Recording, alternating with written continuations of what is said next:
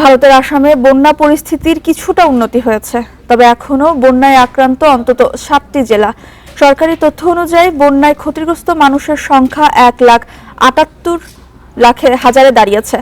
গোলাঘাট, শিবসাগর, বাজালি ও জোরহাট সহ কয়েকটি জেলার 349টি গ্রাম বন্যায় ক্ষতিগ্রস্ত হয়েছে। এর মধ্যে সবচেয়ে ক্ষতিগ্রস্ত জেলা চড়াইদেও।